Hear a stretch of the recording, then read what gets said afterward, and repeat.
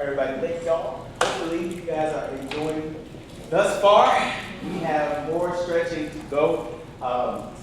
This individual who's coming to the stage, Pastor Coach David Eubank, has actually been with us, with myself, and it was 2 years, almost 2 years now.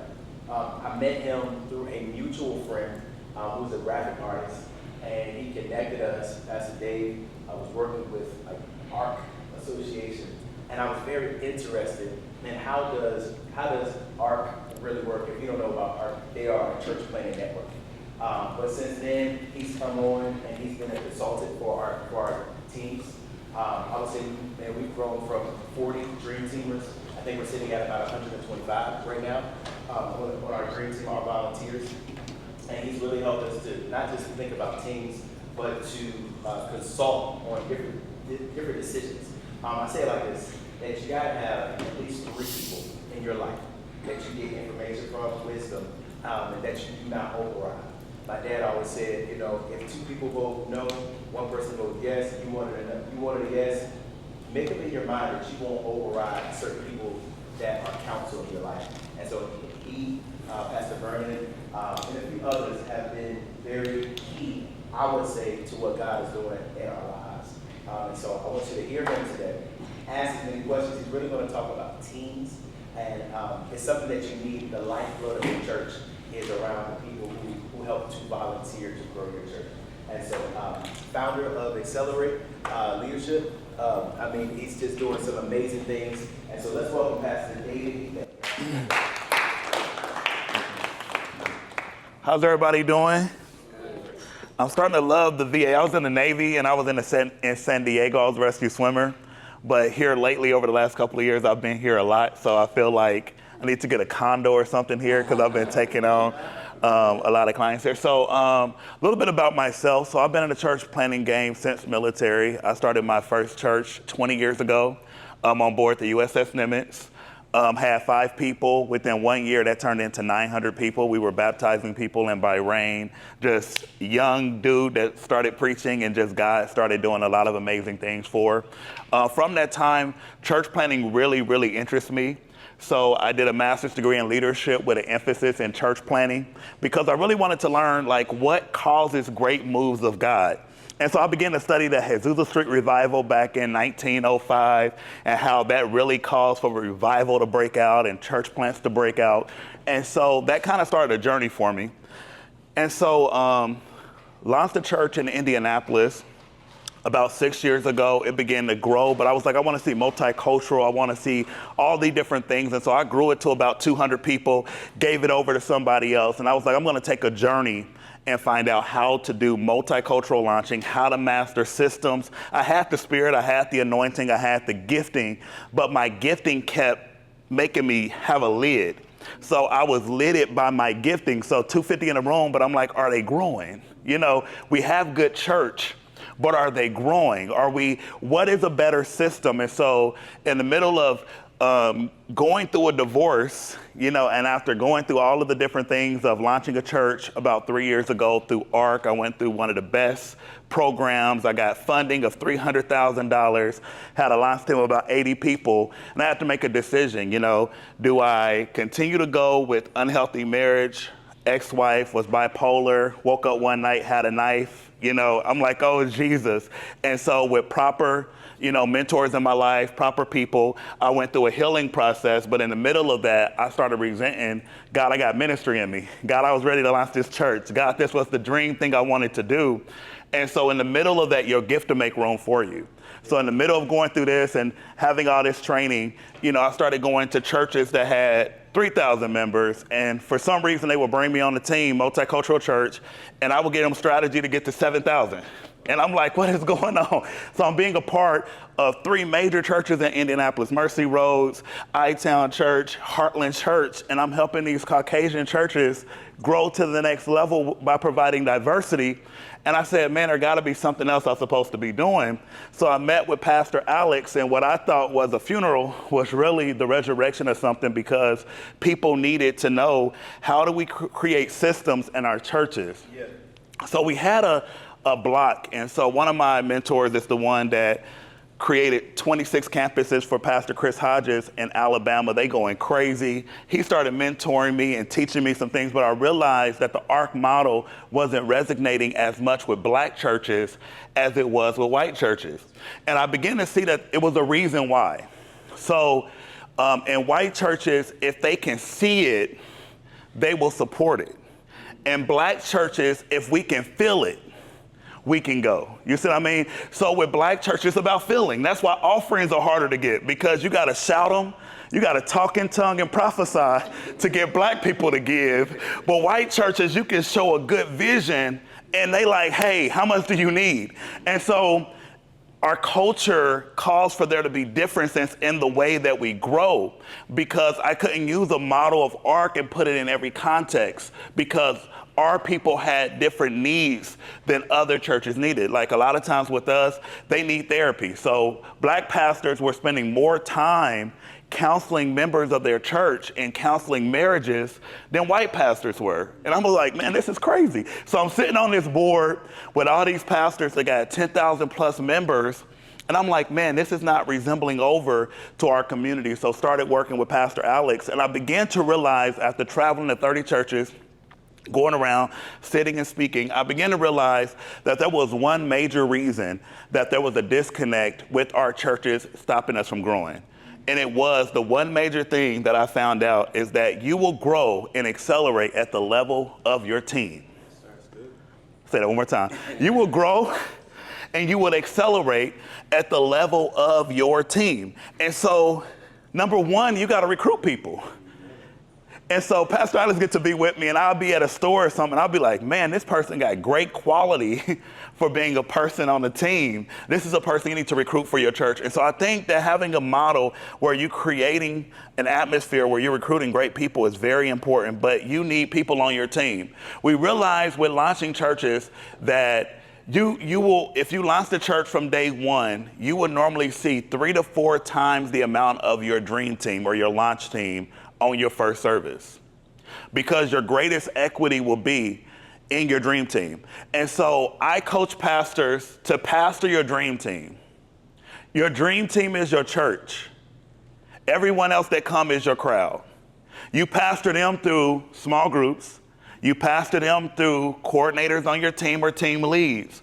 But your objective and your job and your role as a pastor is to really develop a healthy dream team. I wanted to start off the argument with that. So the health of your growth and how fast you grow is really based upon the number of healthy people you have on your dream team. If you grow a church and you don't have the right structure and infrastructure, your church will fall apart. If I go to your church will have burnout. You'll have the same 10% of people that has been serving. They're burned out. They're tired. They're probably complaining about it behind closed doors. And one of my mentors, Dr. Ari Vernon, he said that he was locked out of his church 20 plus years ago. He was at a Baptist church. They didn't want to grow no more. And so he had to go launch a church. Could you imagine pastoring a church, pull up to the church, they changed the locks on the door and said you wasn't invited to go. And so when he launched this church is growing. He's a young man, young family pastoring a church. People were going to get baptized, but there was a deacon downstairs that was telling him, man, I don't know why you want to join this church. This man too young, he ain't got no experience, he ain't got this. So right in his church, people were being discouraged from a member of his church that was disgruntled. And he couldn't find out what was the disconnect. I'm preaching hard, I'm doing this, but who you have in leadership matter, and the health of your dream team matter, and you got to take that very personal, all right? And so when we look at this, you want to create an atmosphere of encouragement. And the way that you do this is that you use data. And something that I deal with pastors a lot on, and also Pastor Alex, I'm always asking about the data, because you can have the spirit, but the spirit without the data tells you the health of your ministry. Normally when you go to a doctor's appointment, for some reason I used to hate it because I had to go 30 minutes earlier because I had to see a nurse. And during this time, I got a headache and the nurse want to put something on my arm and check my blood pressure and put something on my finger and then take my temperature. And I'm asking the question, hey, I came for one thing, but I'm getting all these other things done, because the vital check is the most important part of your doctor's visit, because it allowed them to diagnose what are the possibilities that could be causing your headache. Your headache is a byproduct of something else in your body system that is not working. And oftentimes when we get to church context, there's something in our team, there's something in our church that is blocking our growth, and so we're in a stuck place simply because we have not did a vital check to find out how healthy is our church. If you grow a church with unhealthy people, those unhealthy people will contaminate. The Bible says a little unleavened the whole loaf. And so being able to assess what is it in our church that has been sick and we haven't really dealt with. So when I create an atmosphere of encouragement, I'm looking for three things. I'm looking for community, contribution, and I'm also looking for accommodation, celebration. People want to be celebrated. So people join your team, number one, for community. So you got to make sure you got leaders on your team that are party starters. Even like with people, I was just talking to a person this week about launching a kids ministry, and I'm like, right now your kids ministry don't gotta be good. You ain't gotta have good curriculum. You need to have fun. Sometimes you gotta know the area. Some of y'all like, we ain't got people that can teach the Bible and do all these things, but can they have fun? Sometimes you need, if your kids ministry is fun, the kids will wanna come back. You can develop a team around it, and then later on, you can start adding grow curriculum. You can start adding orange curriculum, but sometimes you got to start where you are. You need people on your team that are fun. If there's a person on your team that you wouldn't want to see on Monday, they might not be the people that need to be on your team, because if they drain you, they probably drain other people as well. And so when we are looking at leaders and when we are looking at them, I'm evaluating leaders. I'm evaluating, are you growing? One thing that I talked to Pastor Alex about when we do one-on-ones monthly with the team coordinators, because within 90 days, I need to know, can you grow a team? I don't want you to have a job that you can do the job well. I want to know, can you develop people? So I would take a person that might not as skilled, but got the gift of duplicating more than I would take a person that's really great at their job. Because the acceleration of your church is based upon the people you have on your team. Let me give you an example. So if your church grow by 50 families in the next 6 months, right? And you got a kids ministry, because we know you got to have a good kids ministry for families, because one of the things that we learned from Barna Group, that people do not want to attend church that don't have kids ministry, because they don't want to deal with their kids. It's a distraction. And so if you grow 50 families and each family have 2 children, right? That means that you have 100 kids over the next 6 months that you got to start preparing for, and make sure you got enough trainers for it, that you got enough space for it, right? If you only got 5 people in your children's ministry working every Sunday, how are you going to be able to prepare for the growth of the next 6 months? And so we want to get you out of the mindset of thinking of the now, and we want you to start thinking, how does 2026 look? So we look at the whole year in a snap view so that we can time our growth. So one thing I can tell you, I know when Renewal Church is going to grow, because I've studied the data. Renewal Church will grow most in September, October. They will grow by 40% every year. So I was talking about that, and I was like, Pastor Alex, you spend so much money on Easter. Maybe you should take Easter money and start investing to Welcome Home Sunday, Welcome Back to Church Sunday in September, because in September, your church grow. Easter people come, that next Sunday after Easter, you drive right back down. It's like a Launch Sunday. But I realized that every play that you play throughout the spring, throughout the summertime, the harvest of that is in the September, October timeframe. And so knowing when your church is going to grow is very important. So if you're expecting your church to grow on Mother's Day, it ain't going to grow. If you're expecting it to grow on Easter, even if people raise their hand, everybody say, I want to get saved, they more than likely are not going to come back to church until the fall time. After the summer, women want to have their hot girl summers. They want to put their boots on the ground. And so when you know this, you know how to plan for it. You know how to prepare for it. So you need to make sure that your teams are ready to go by the fall of every year. So everything else is training, developing. But if you grow by 40%, it's very good to know that that grows. So if you had 100 people, you can grow by another 40 people. But we also got a visitor to membership rate. What happens is that you got drop off of membership. People are going to relocate. People are going to go. So I talk to a lot of pastors and they say, we didn't grow this year.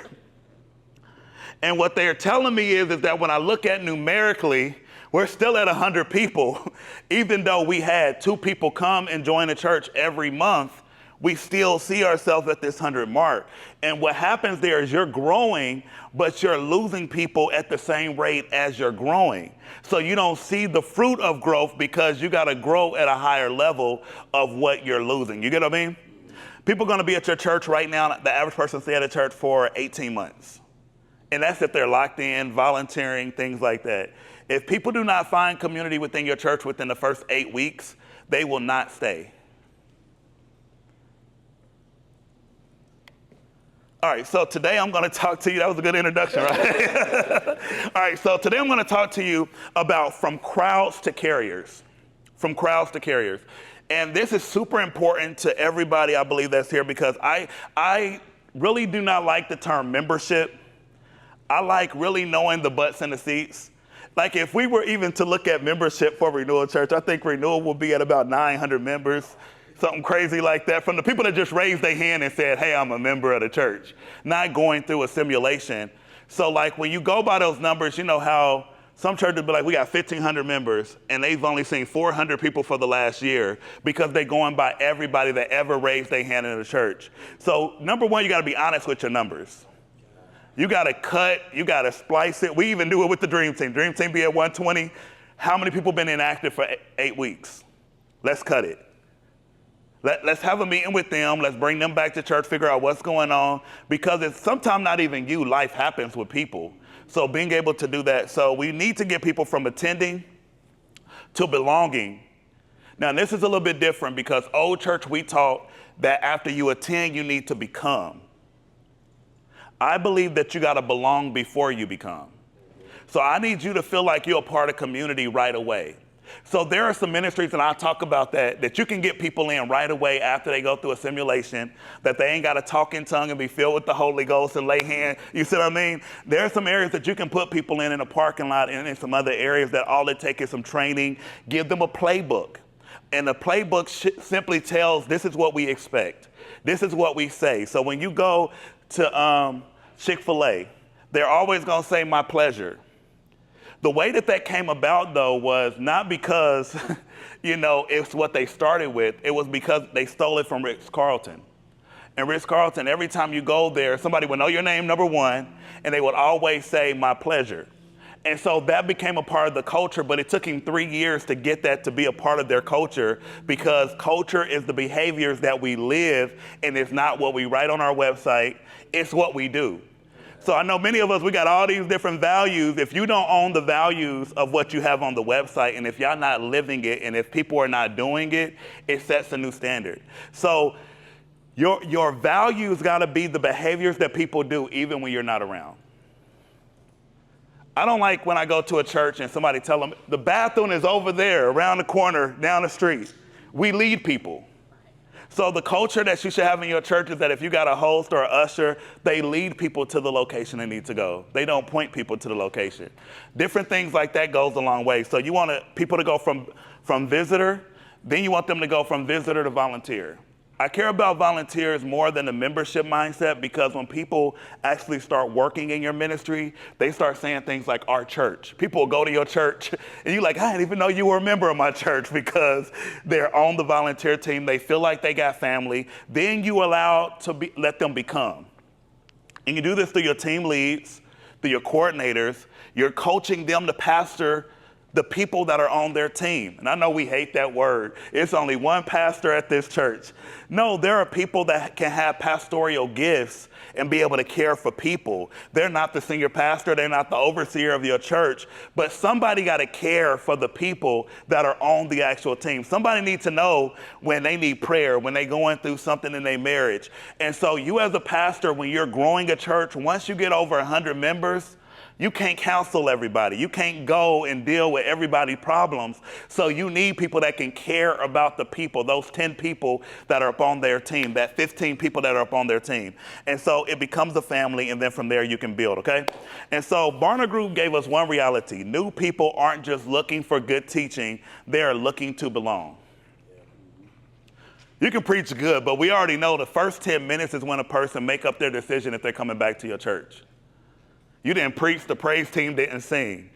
If people were not greeted well in the parking lot, if people were not greeted by somebody with a hug in the lobby, if you didn't train your church members to go talk to people they don't know instead of talking to all their friends at church, if you don't create a culture of this, people will not go back to your church. You could be the best preacher. I know some of the best pastors that got small churches. They can out-preach a lot of mega pastors and all of that. They don't have systems. They got good preaching. Good preaching without systems equals small, because you don't have a way to assimilate people and get people to where they need to be. So some of y'all might be able to preach better than some of the best preachers. I done been to churches, man, and the preaching was not good at all. But the kids ministry was fun, so the kids would beg their parents to go to church every Sunday. They got systems. So everything that you're not, you got to build a system around it, right? Pastor Alex's church is always going to be great with creativity. I mean, he had a whole scaffolding system behind, his whole thing yesterday for built to last, and so you got to work what you are. Like for me, I'm leadership, I'm administration. I'm going to grow a church with people that are leaders and things like that is what I attract. So whatever you are, that is what you attract. And you got to be great at what you are, and you got to build systems around everything that you're not. All right? And so as we go there, I created a company out of this called Accelerate. And with Accelerate, I help churches go farther, faster by building healthy teams, strong systems, and clearing paths for growth and turning God-given vision into real impact, all right? And as we go there, the heartbeat of every church, churches don't grow because people attend. It grows because people participate and carry the vision. And if you don't get this, this is going to hurt you. You got to get people to a place that they represent your ministry so well, but you can only do this with, number one, having a clear vision, clarity. If I don't understand it, if I got to interpret what your vision is, I can't share it. So you want to make sure that your vision is very clear, that everybody can understand your vision. When I go to a church and I do my first intensive, the first thing I ask your people, I asked everybody, what is the vision? And what is the mission? Pastor Alex, no. And if people cannot communicate it, number one, it might not be clear enough. It might be too long. Your vision should not be longer than a sentence, in my opinion. It should be something: we exist to transform lives from the inside out. Man, that's clear. That's clear. That's a clear vision. My mission is clear: to help people grow, to know, and to go. Something so simple that everybody that come to your church, when somebody's sitting there and be like, what do I got to do next? Oh, you need to go to Growth Track. Growth Track, you're going to learn how to know God, you're going to learn how to grow in your gift, and you're going to learn how to do what God called you to do. Very simple. Everybody can communicate it. Even the kids can communicate it, right? So the first question you got to ask yourself is your vision clear? Do people know the mission of your church? Can everybody communicate your vision? And then what are the values y'all live by?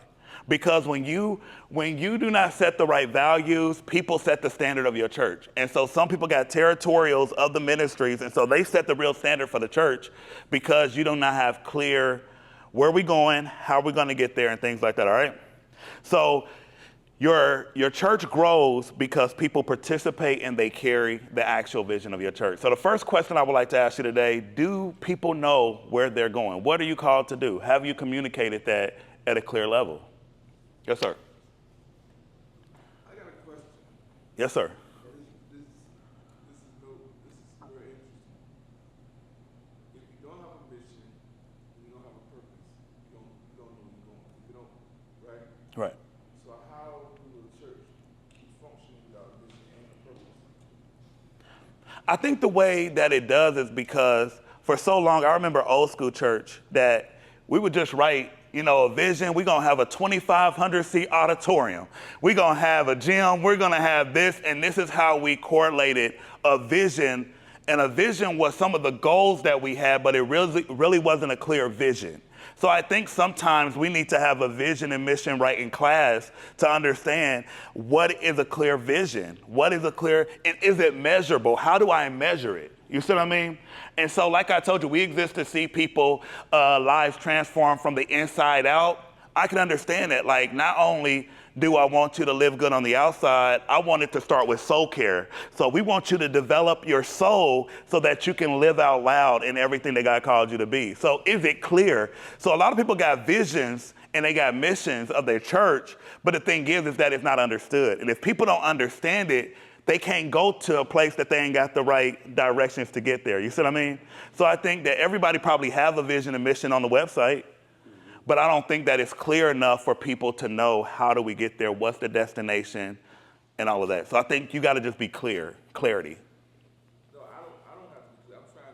What I'm trying to do is see, how do I tell the old church leader, hey, you built a new building, that's nice, but if they don't have a vision, a mission statement, where do we go from here?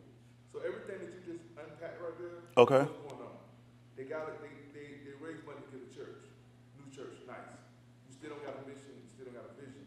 So now we got a new church with old systems that we still doing third Sunday pay reports, but there's no mission. There's no, so you're not gonna gravitate no new people. You're just gonna have a mausoleum, a new building with nobody in it. Correct. So I think when it comes to dealing with old mindsets, I mean, people are going to work what works for them.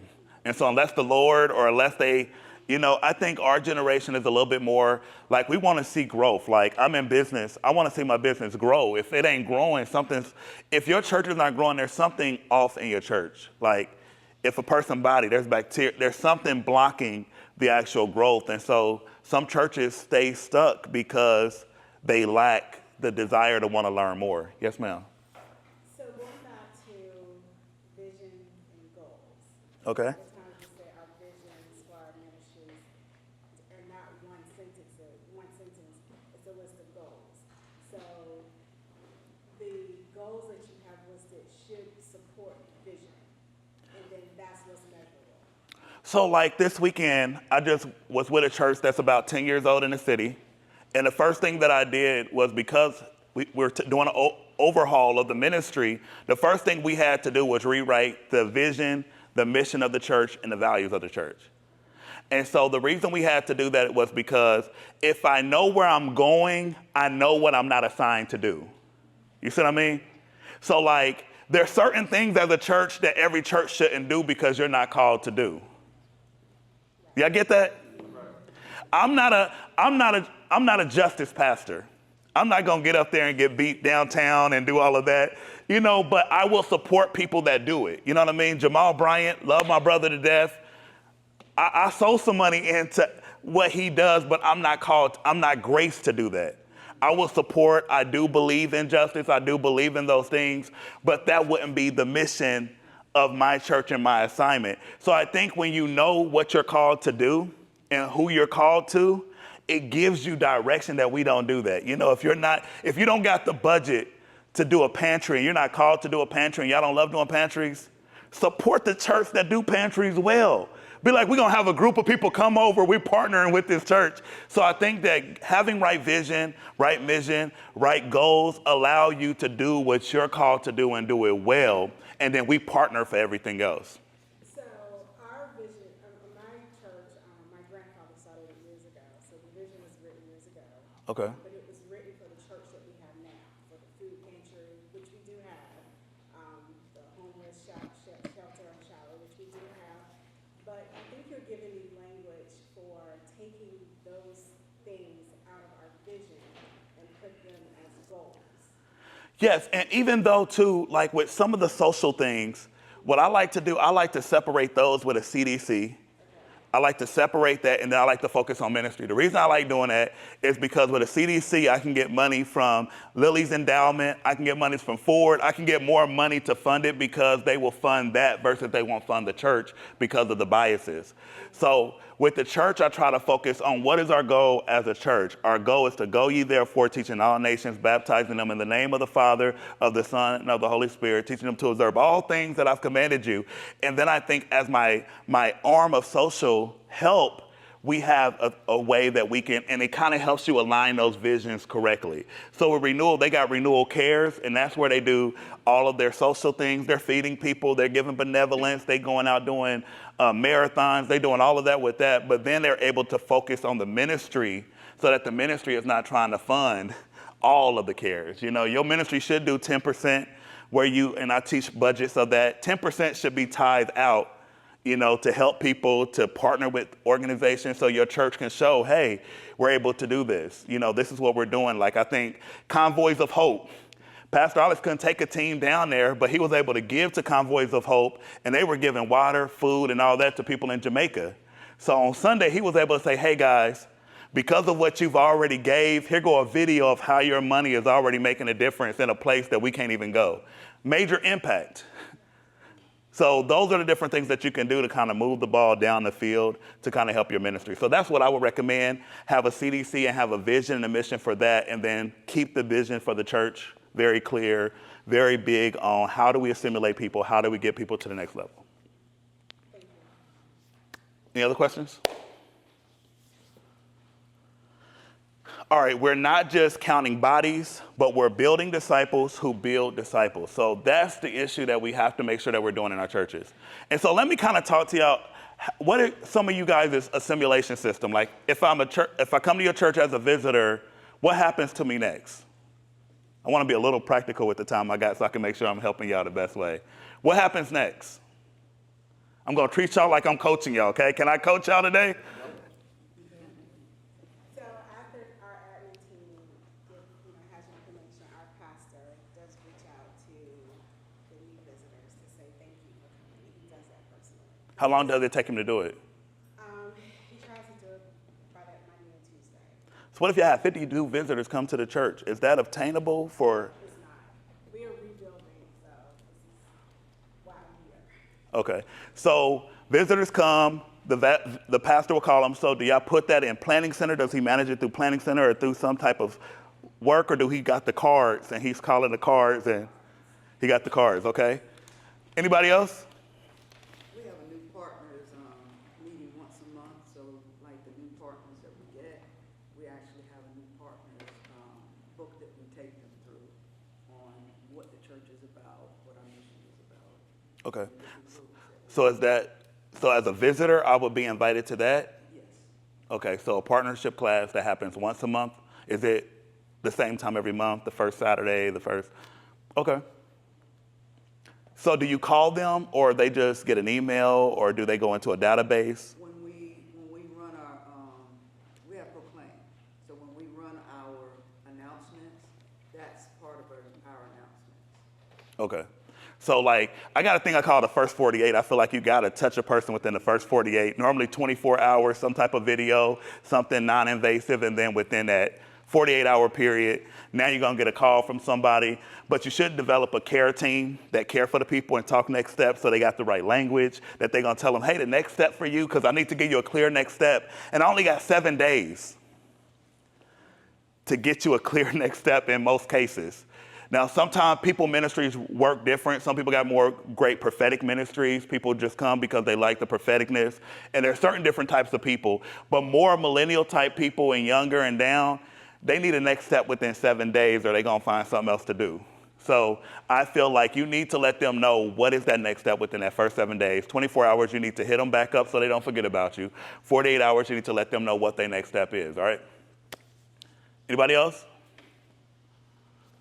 We do that. So you join the church, within 48 hours, we'll contact you. Your information will go into our database, which is Planning Center. Our challenge is the next step would be the new member class, but we don't have any thing on the calendar until we feel like we have enough people to go through that. Oh, no. Yeah, exactly. That's why we're here. Oh, no. That's why we're here.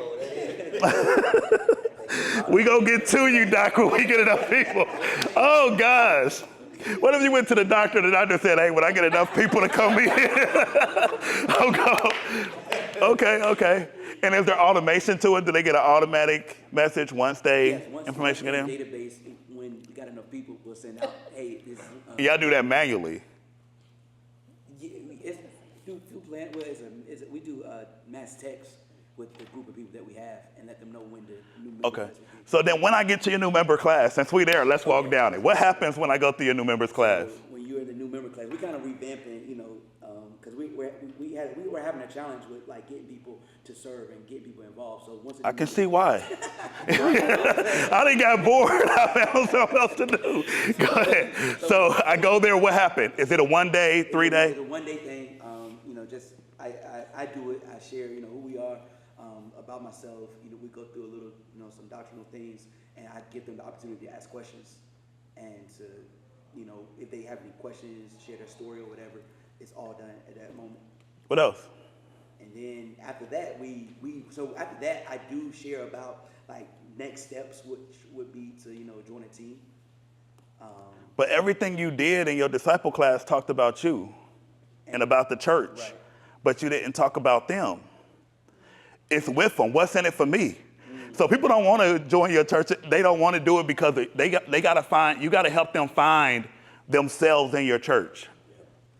And we family, y'all, so I'm talking a little hard.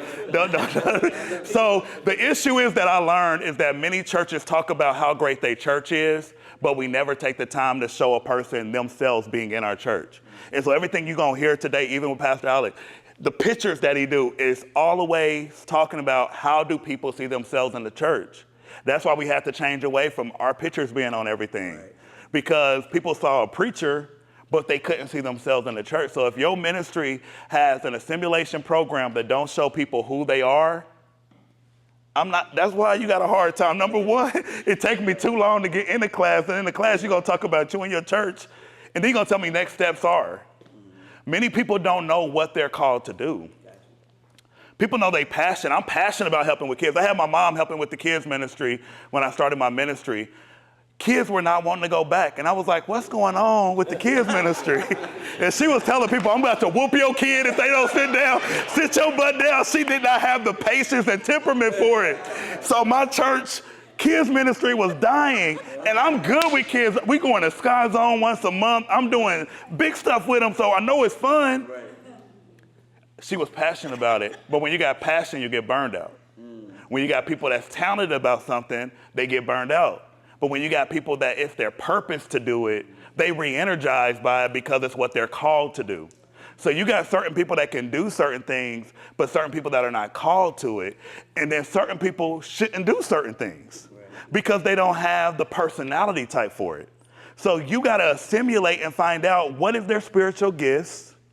Then you got to do a test to find out, do they got the personality? I call this DISC. Do they got the personality to do it?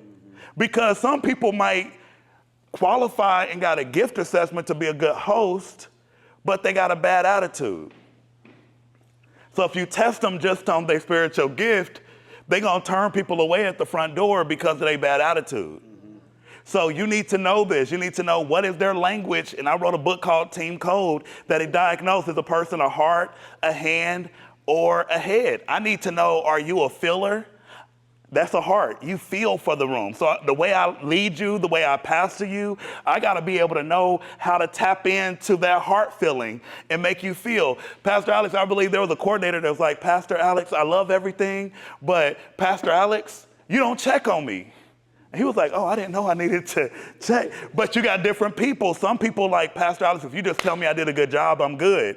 Some people need you to check in on them once a week. But knowing the different types of people that you have on your team are very important. So my job as a church is to help people find purpose. So I'm giving you the skill set that you need that will even go into the rest of your life. This will help you in your job. This will help you with your family when you know, what am I called to do? Mark Twain said it best. There's two important days in your life: the day that you were born and the day you discovered why. So we got a lot of people in our church that are ready to know, what is my purpose? What am I called to do? But they don't know their why. And that's why they're not activated. That's why they're not moving. That's why they're not doing what they need to do. Not because they don't want to, because they don't know their why. Did that help? Yes, sir. So when do you think new members class should start?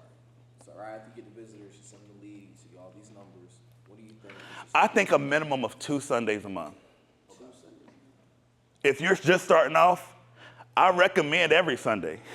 But if you're just starting off, I would say 2 Sundays a month. If you're very new and if you want to do a fast track, I think you could do that once a month when you're starting off. But I think you want to get to the place, especially depending on the visitors amount you got and the interest, because on a Sunday morning, I got 15 people there.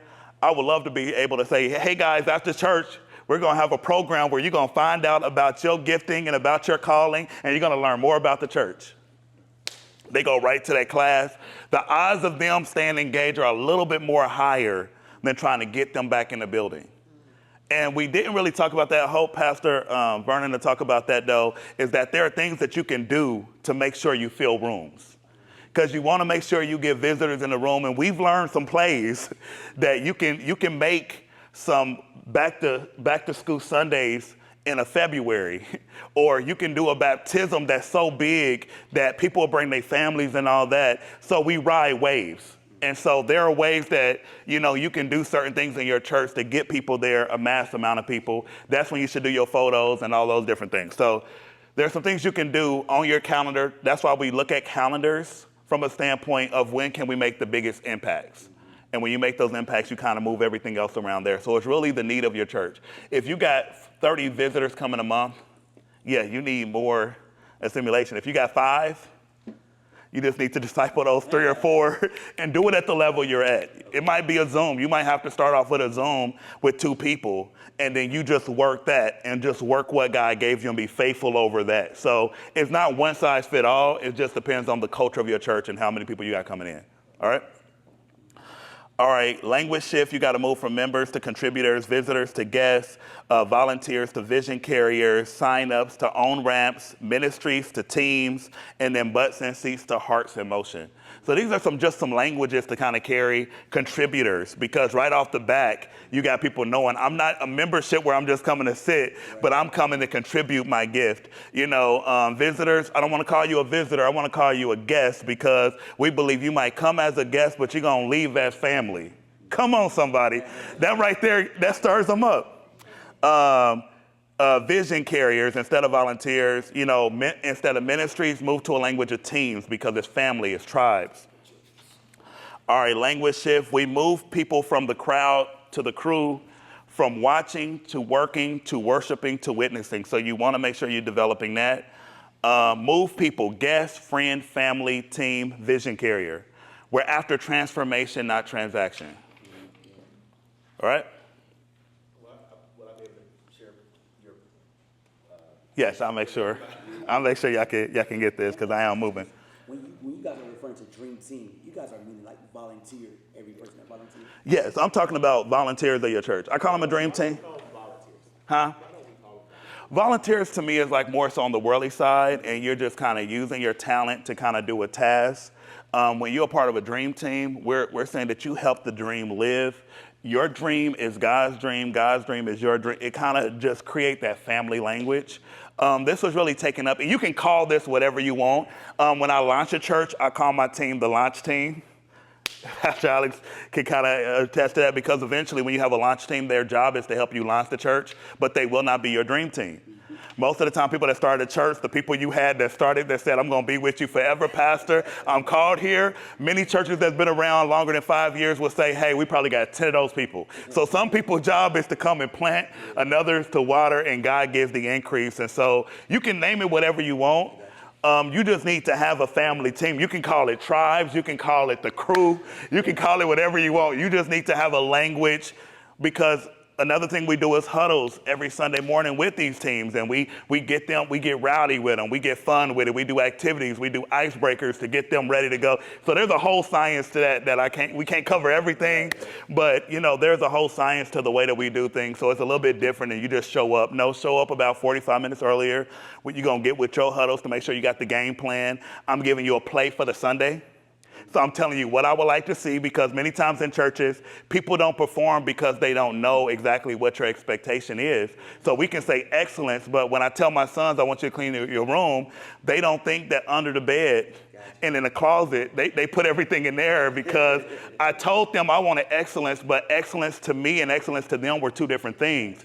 And so I want to give you a play of what I call excellence. So you don't got to think on Sunday. When volunteers or when dream teamers got to think like it's a job to figure out what do I got to do, you're leaving too much interpretation. So I will train you on how to have a play. I want to know where the cone's going to be in the parking lot. I want to know, what are you saying to people in the parking lot? There's languages we can't use. I don't want people that are on the door telling people, hey, are you new here? If they've been there 4 times and somebody don't know that they're there, they're going to be offended by that. So there's a language. How are you doing? So how are you liking it so far? There's a language you use even when greeting people to make sure that you're not offending people. Even as a pastor, when you start growing, you're not going to know everybody. And I saw this week too. A pastor was like, hey, where do you live at? They was like, you asked me that 5 times. Every time I see you, you ask me the same question. So you want to make sure that everything has to be systematic. If you do not plan as a pastor, you're over every ministry. And every ministry is really showcasing who you are as a person. So if you don't show and have your hand on the parking lot, I want cones 2 feet apart. I'm walking with my people telling them, hey, a cone should go here, a cone should go here, a flag should go here. This is the best place to put an A-frame. In the kids' room, this is where I want the play area to be. This right here should be a guard, off guard. You got to be the visionary, and once you set that play for each Sunday, your people can execute the play, and now all you got to do is make sure you inspect and make sure that they're doing it to the standard that you set. Is that good? Yes, sir. So if you don't got a play for me to play every Sunday, that means you need coach. We got to get you to that place so people don't have to interpret what we got to do. It's already a plan for it, okay? All right, the Huddle pipeline. So you want to make sure that you got, you engage, you connect, you develop, and you deploy. So the thing I told you in the military, we always taught that you train your replacement. You hold your job loosely, because I can't get a promotion until I have somebody that can take my job I got now. So that's why I told you, I grade coordinators and team leaders on their ability to grow. That gets me excited. If I see a person that's a gatherer, somebody, a small group leader, that got 20 people, and I'm like, man, I cut it off at 15. Maybe they don't need to be a small group leader no more. They got too many people wanting to get on their team. They might need to be a small group coordinator, because I need whatever they doing for them to duplicate that to other people so that our small groups can grow. And so things like that are just very important. You want to deploy people, you want to develop people, and then you want to know who are the game changers you got on your team that might be at a level that they should be in a higher position in. And this is why you want to do 90 days reviews instead of giving people year terms, 2-year terms. I'm firing you in 90 days if your team ain't grown. If you shrink a team, you might be a secondary person. I need to put somebody else in, because it's hard to rebuild a team when you let it go down for a year. And maybe it might be coaching you give that person. Maybe you need to coach and figure out, what do I need to do to help you out, all right? All right, engage, make them feel seen. And I'm going to send this all to you. I want to make sure that we got time at the end. So I'm going to take questions pretty much after this, but you guys will get the presentation. You want to make them feel seen. You want to help them belong by connecting them. I know somebody here. So people like going to churches where they know people. That's why when churches grow, small groups and dream teams are so important, because it makes people feel that they are part of something. So the sooner you can get them high-fiving, feeling like they're part, is going to be great. So help them belong. In developing, they're going to get to discover who they are. So you want to make sure that you have gifts and personality assessments. They're going to know the vision and values. And then this is going to make them serve simpler. Clarity builds confidence. And then deployment, you put them in motion. They get to serve. They get to be placed on a team. They get onboarding. And you got to do orientation when you onboard people and let them know what's expected of them. And you got to do all those different things as well. And then they get to participate, transformation, and vision carrier. And then you also want to deal with small churches grow faster when pastors don't do everything. I'll park here for a minute. I got a minute for this one. Pastors, you cannot do everything because you can only grow to the level of your capacity. So many pastors will become lids to their church growth. So many times I go to churches, they got people that can help them, but because they say, I want it done right, you got to let people fail. That's the best part of coaching, because if I fail at something, I don't want to fail at it no more. So I'm going to never make that same mistake again. Pastors, you can't do everything. Players become coaches. So you got to get your people that are doing it well, you got to get them the coaching of the people to do it well. Leaders multiply leaders. You got to have a pipeline where you're discipling leaders all the time. Every week you should have 2 or 3 people that you're saying, okay, these are going to be the next leaders or something, because we don't wait till something happen, we plan for it. So like if you're not planning now in your pipeline to develop the next leaders, God can't bless you with more because you don't have the capacity for them. So you got to have leaders in the pipeline. If I'm launching a campus in 6 months, I'm already developing the leaders for that campus. I'm already starting to get them ready to go. I want them to get access to the culture. I want them to understand what we're doing. So you're always be recruiting. Say that with me. Say always be recruiting. Always be recruiting. All right, teams carry weight. So you got to give your team the weight of the ministry. You got to be honest with them. You got to let them carry. You got to let them feel what is going on. When we try to shield them from the weight of the ministry, they don't know what it takes. We make it look easy. If only staff do ministry, you cap your growth. There's so many volunteers that are looking for something to do. Most churches that got staff, volunteers do 80% of the work. The staff, they develop and they make sure that they're doing it well. Why they don't serve. Most people aren't lazy. They're unsure. Barnes Group tell us they don't know how, they don't know where, they don't know if they're needed.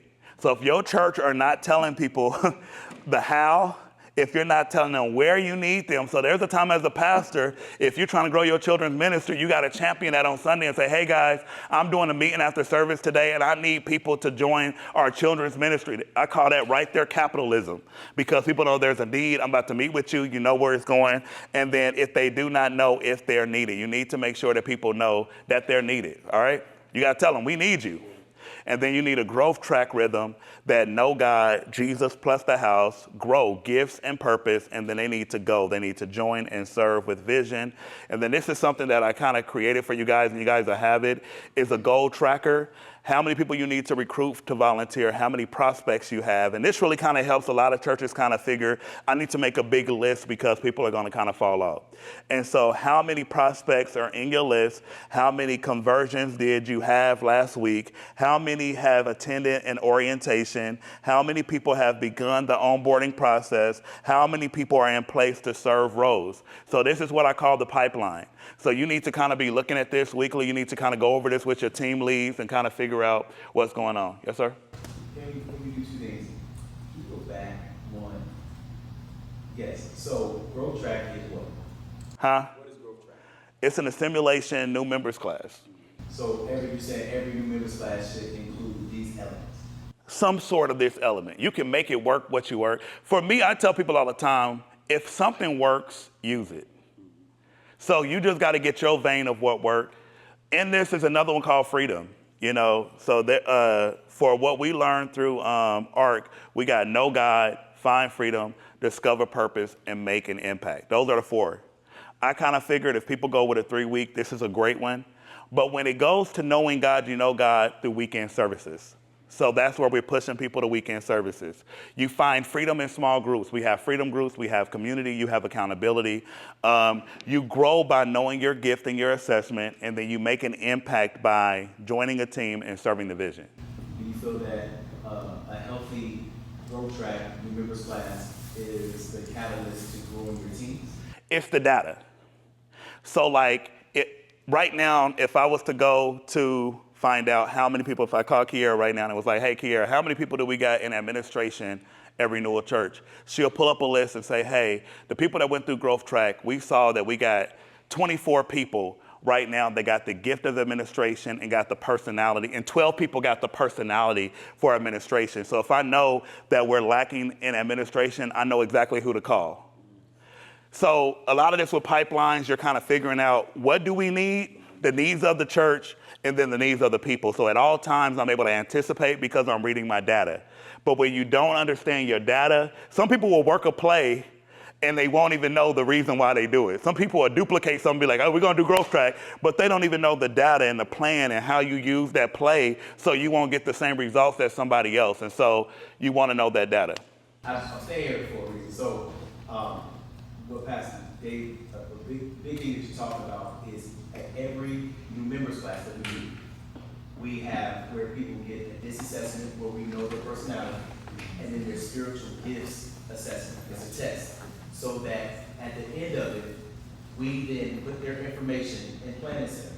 And so when we go to look for leaders, like he'll ask me, who's administrative at your church? Oh, you know what? I go to planning center and I go to that person who went through growth track and I look down the line and I see all the admin spiritual gifts. So now I can see that Brother John is administrative, Sister Susie administrative, and then I can say, well, Pastor Dave, I got about 6 people right now who are not leaders that have the gift of administration, and then he's going to start asking questions about them. And then I'm like, oh, you know what? They may be a good leader. And then that's how we're able to see. But it's because of the data from the new members class that you get, that you now can use in order to grow the teams. So every expansion of leadership always came from data. When I saw a hurdle, I'm like, hey, we got to start planning for this. What is the plan? And so data will help you navigate through those hurdles, because when you got more people coming, we just saw 60 kids in the kids ministry yesterday. There was a hurdle. We didn't have enough personnel. So like now we got to start talking to the court. You know, we had to make some play differences. You know, hey, we need to move this person to coordinator. We don't want her working. She's too valuable for that. Then we need to make sure, why aren't people coming? So do we need to shred the list? Do we need training? Is there burnout? What do we got to do? So with that data, the data tells everything. So every week we got matrix. And I'm looking through matrix with the churches I work with, and I'm looking at giving, I'm looking at attendance, I'm looking at visitors, I'm looking at how many people volunteered, I'm looking at all these matrix, and I can tell you the healthiness of your church based upon those matrix. And so that's how I coach, because that's my coaching playbook there. It's like, hey, giving went down, what is going on? And then we can kind of fine tune, or we need to use a better language. So one language that we use for giving, you don't give to a church, you give through a church. Oh my gosh. And then we found out people give more when they see a story of something that you've done. So different things like that all play a role on how you do everything. So we run everything by data. All right?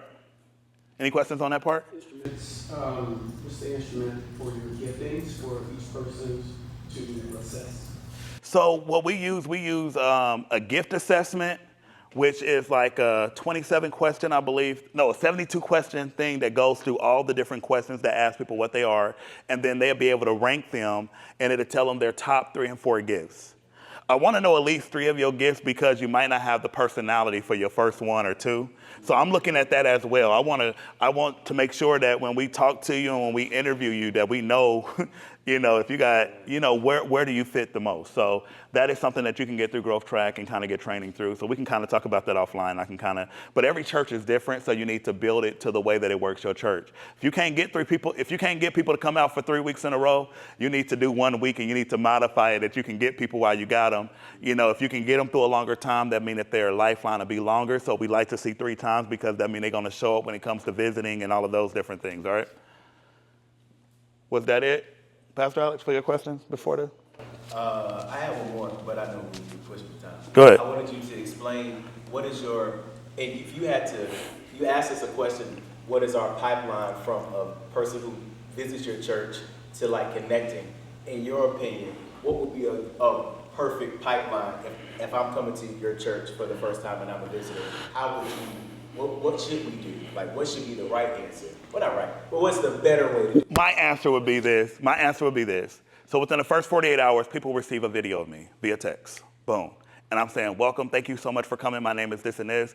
I'm gonna let them know what to expect. I'm gonna let them know that somebody will be contacting you personally, and we're gonna be going over the next steps and all that. So I'm gonna do something like the video you had. That's gonna be number 1 within 24 to 48 hours. That 48-hour call is gonna be a next steps. That's party with the pastor. That's worked well in a lot of organizations where they do a party with the pastor. So on a Friday night, they'll just have some snacks and cookies and punch. And then from there, people will come out and they will kind of meet up with them. For me, it's always, hey, on the second Sunday, we got Growth Track. You're going to learn your purpose. I'm going to have them sell it from a standpoint for them. Have you ever tried to figure out like what you were called to do? What was your gift? What was this? We got a way to help you find that out. So making it about them is always going to be great. So I think that will be the thing. But then we learn everybody that go through Growth Track or go through your simulation will not serve in ministry right away. And what happens with those lists, and what Pastor Alex used to do with it, like, okay, out of sight, out of mind. Work your lead list. You know what I mean? So now I got to create something to get them back. So I might do a growth track party night or something. I'm inviting all them people back because sometimes when people don't serve, it ain't about you. So number one, get out of you. People didn't come back because of me. People don't love me. I can't preach no more. Get it? People have lives that go on, and sometimes not now doesn't mean not never. It means not right now, and I just lost a son, or I lost a job, or this happened. So when you got people that come to your church and you don't continue to work those leads, what happens is that those are opportunities that you might get every month. You could get 2 or 3 people out of that list of 50, 60 people. But when you forget about them, they was like, oh, they really didn't care about me, no way. They just kind of let me drop. So making sure that you're working those leads, making sure that you're getting the right people. Everything that we talked about today is a numbers game. So you might have 100 people a month go through Growth Track, and only 25 of them might serve this month. But that other 75, they still on the hit list. I still got a connect team that's making sure we get them. If we don't get them in Growth Track, we getting them on a group. How's your marriage doing? We getting you on a marriage group. If I get too many calls about marriage counseling, hey, we got a marriage group that's about to start. We got a marriage tonight. So data tell us everything. If Pastor Alex get a lot of calls on marriage, guess what's happening? He's doing a night with couples. That data will tell you what you need. And so you just got to learn how to work those things and kind of get those things going, all right? Yes, sir. So would you suggest maybe replacing the membership class with Growth Track? So I think that's a strategy session. It just depends on, everybody don't have, it ain't one size fits all. It's this and that. It's your context. Everybody has a different context. So you want to make sure that it goes with the values of your church, the culture of your church, and maybe it's adding something else to it. So I do strategy calls, and I'm going to offer that here for people that just kind of want to do a 90-minute strategy session that works just for your church to find out what are the things going on in your church, and then how can we help you create a plan for the next year with your new members course or with, your leadership pipeline and all that. So I think that when it comes to particulars like that, you kind of just want to figure out what is the culture. If you got people that's been at the church for 50 years and you tell them, hey, everybody, we're about to go, that might not be the best approach because certain people are stuck in the ways. So there's a wisdom on how to transition and how to do certain things. One more question.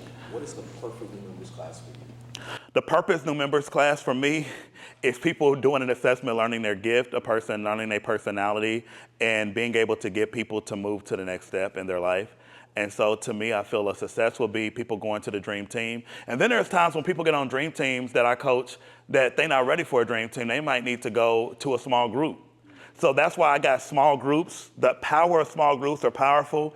Some people need a small group in a season and not a dream team. So that's a whole different conversation there. Certain people need a Bible study. They don't, so everybody's at a different place in life. So it's not a one size fit all. You got to know the culture of your church and you got to kind of know where to put people, but you got to put them somewhere. They got to be put in community. So if they're not on your dream team, they need to be in your small groups, but you need to be assimilating people and making sure that they're in the right place, okay? Any other questions for me? All right, so I am going to put a QR code here. If anybody want to have a conversation and just kind of plan a strategy session, you can. Yes, sir? I do have a quick question. Thank you, Pastor David. So I heard in your language and how you were talking about healthy teams, you speak of the coordinators, team leaders. Could you say a brief word about organizational structure as it relates to, say, a new church plan or a church around 100 or 200 members? What does that look like? And then also pastor and communication with the teams. How often should that happen when it comes to That's a really good question. So I think there are certain levels for the level you're at. So every church can't put on, like if you are a church getting to 200, you can't run a play for a church that got 500 members. It ain't gonna work for your context. You're not gonna have enough. So I think like if you are a church under 200 people, I think you need a first level of leadership. I think you need a team lead. You need team leads over places. You don't need coordinators or you don't need directors right at that time until you can groom enough people. So I think starting people as a member first, seeing how they work, seeing how they do. And if you got some people, take them through a training course or a lab, and that's something I kind of help put together too, where you take them through 4 weeks of developing in them, and then you can go ahead and deploy them out. So those are some things that me and Pastor Alex do too. He's like, hey, I'm ready to launch a CARES team.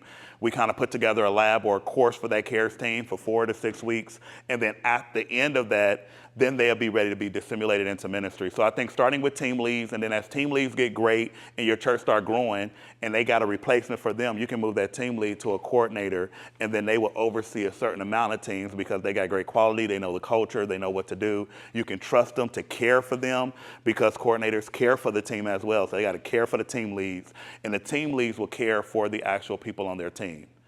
So you do need to have a monthly meeting with different teams. I do believe no matter how big you are, and some pastors get too big that they just do a night rally or something to do it.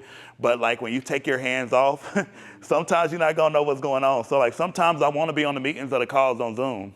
And I just wanna hear, like, are you saying what I told you? Because if I'm having a one-on-one with you and I'm telling you this is what I want to see deployed, I want to hear you giving that same message. And so you got to coach people on what to say to the people and how to say it to the people. That's why I told you, you need to have a line for everything. So if Pastor Alex talked to a coordinator, they need to be talking to their people by Wednesday or Thursday, telling them this is the new run, this is the new play. If I come Sunday and y'all making the same mistake that we just talked about, now there's a problem. So you need to make sure that people are growing in those areas. So about once a month, you would, as a pastor, have some type of connection with your If I'm at 300 people, I do something maybe once a month. If I'm not, I'm just jumping on a Zoom meeting maybe once a month. I'm not doing it in person. I'm jumping on a Zoom meeting. I'm also talking to team members of the church. I'm doing assessments. I'm asking team members because I want to make sure they don't get mad or burned out. So sometimes I'm inspecting. I'm asking certain questions to people. Then you coach people through certain questions. And on a strategy call, I can give you that. You got 5 questions to ask people. I ain't got all day to talk to you, but in 5 questions, I can even teach you to find out the healthiness of that person, the healthiness of their team with just 5 questions, and that will move the ball down the field. And that right there is what they would ask their members. So everything you do with your team, they need to be doing it with their members, and that's how you create that culture of making sure that people are good. Is that all the questions? Y'all good? Y'all minds are over there turning. Could you go back? There's a slide that I want to take a picture of really quickly. It's called the language shift. The language shift. So I want to take a picture of that really quickly. The yellow one or the one that was going up? That one? Perfect. Thank you so much. Perfect. All good. Y'all good? Can I get the QR? Okay. I see you tomorrow morning, 9:30. Okay. I might have to push that one back a little bit. We'll do it at 12 because I'll be flying back to Dallas. So let's do 12. I'll reschedule that. I didn't block that off on the Calendly. Anybody else? But yeah, the strategy session will be really great for you. It'll help you build context for your church. And then I'll also give you, I'll give you the assessments and I'll give you the simulation and all that too, and the email so you can work that play. So you're going to get a lot of benefit for it. And then we can talk about your church and all that, okay? All right, everybody. Thank y'all so much.